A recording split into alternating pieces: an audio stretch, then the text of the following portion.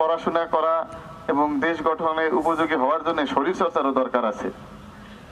জাতিসংঘের আন্তর্জাতিক স্বাস্থ্য সংস্থা আমাদের, যাকে আমরা হু বলি, ওয়ার্ল্ড হেলথ অর্গানাইজেশন, এর যে ডেফিনেশন আছে বা সংজ্ঞা আছে স্বাস্থ্যের, সেটা হলো দেহ ও মনের সুস্থতা।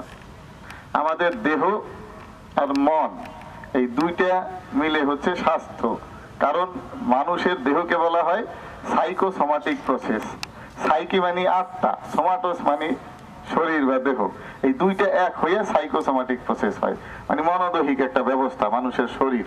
এখন আমাদের মন ভালো রাখতে হলে আমাদের শরীরও ভালো থাকতে হবে। আসলে তারুণ্যই পারে যে কোনো শক্তিকে জয় করতে। তারুণ্যের মধ্যে রয়েছে স্পৃহা, মেধা এবং শক্তি। আর খেলাও একটা আর্ট, কৌশল, এবং ফুটবল খেলা তো আসলে একটা অপ্রতিরোধ্য এবং বাংলাদেশের সবচেয়ে জনপ্রিয় খেলা। যদিও আমরা বলে থাকি ক্রিকেট, তারপরও এখনো বহির্বিশ্বে বাংলাদেশে ফুটবল খেলাটি অত্যন্ত জনপ্রিয়।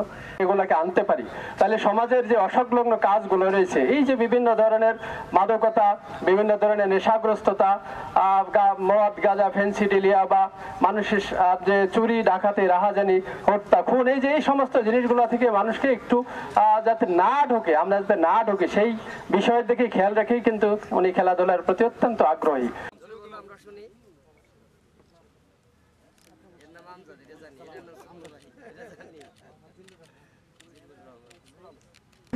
জেলা উপজেলার সাথে সিঙ্গাইর উপজেলা প্রতিযোগিতা করবে। আমাদের মাঝে অনুমোদন উপস্থিত আছেন, তার কারণে আমরা ওখানে ফুটবল খেলাটি করতে পারিনি।